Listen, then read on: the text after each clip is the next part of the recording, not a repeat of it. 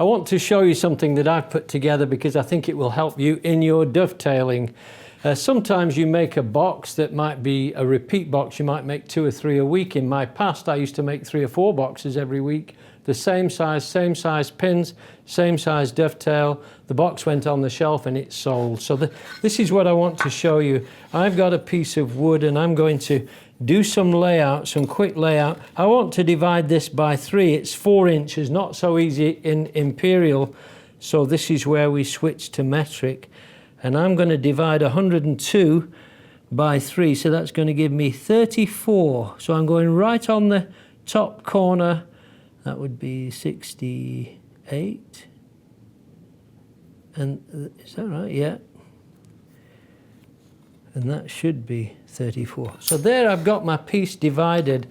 And now I'm going to take my dovetail guide and just make a mark right on that pinnacle point of those lines. And I'm going to go on this outside corner, right on the very corner, flip over, and do the same on this side. So now I'm going to go in the opposite direction using the same index mark that I put, like that. And there I've got my dovetails roughly where I want them. I'm going to come down 3/4 of an inch. Now you could come down any distance you want within reason. Square that line across.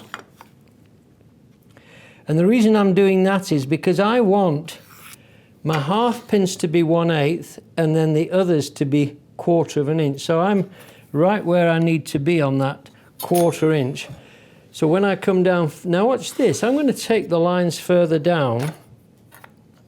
So I'm going to use the guide again. If you've got a sliding bevel, it might even work better for this.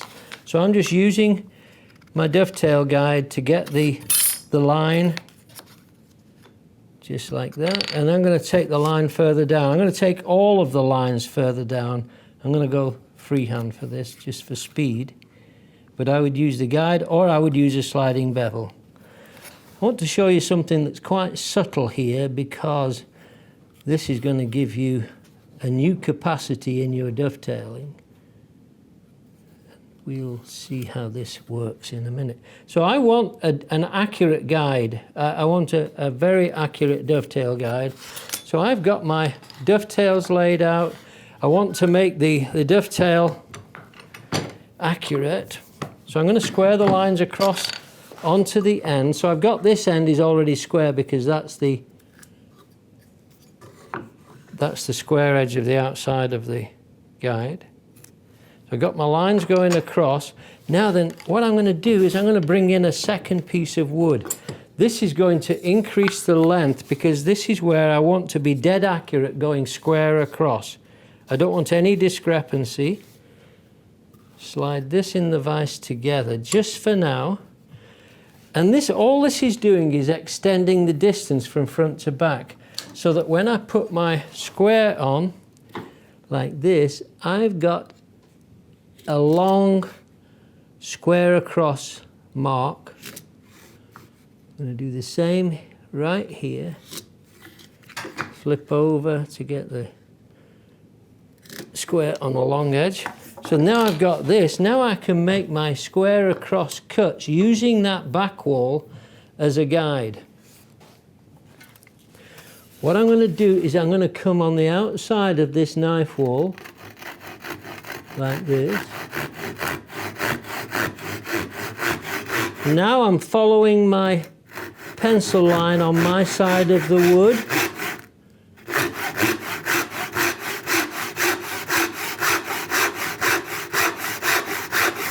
So you can see how that sacrificial piece on the back, we're going to discard that shortly. This one I'm coming on my side of the line, on the waist side, but I've got to go on the other side in a minute. So I'm going in here, following the one line, like that. Doesn't matter where you stop. And now I'm going back into the same saw curve. And following the opposite angle.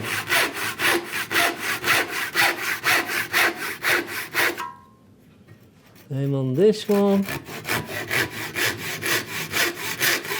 And this will improve the accuracy of your dovetailing phenomenally.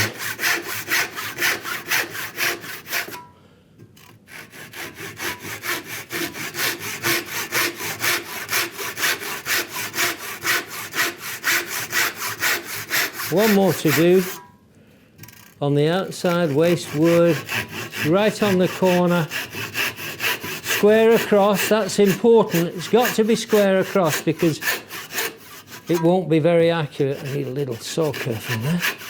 There we go. Once you've got that established, the saw is guided. The saw is totally guided. So there is my dovetail angles.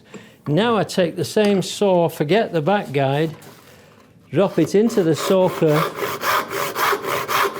and go down the guide like this.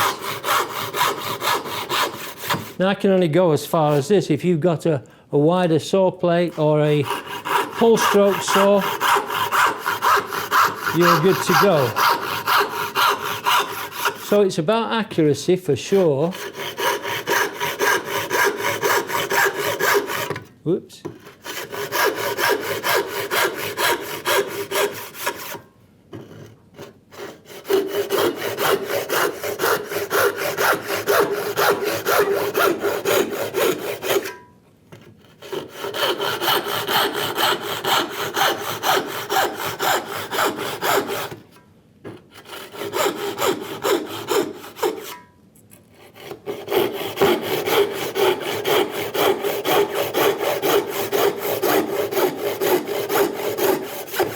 This is where we put everything we've done into action. So watch what happens now.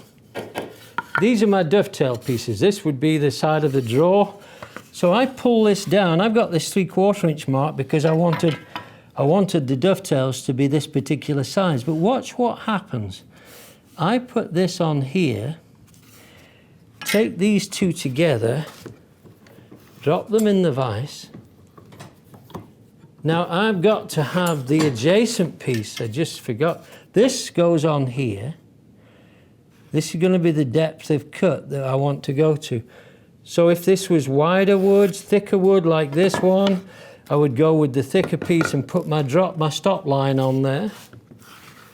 So we go in the vise, make sure everything's cinched nice and tight, drop the saw into the saw kerf, and the saw will automatically take the path of least resistance. So you can see now I did have some initial layout.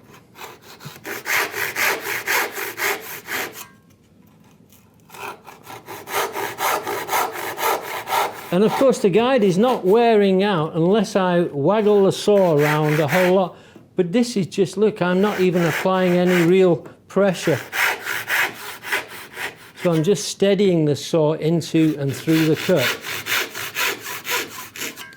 So now I've got my half pins on the outside and my full pins in the middle. Now if I want to, let's say I wanted bigger pins, I can come down whatever size I want, take this piece of wood this time, let's go a little bit deeper. If I want bigger dovetails, it's taking me down a little bit more. Drop my saw into the guide.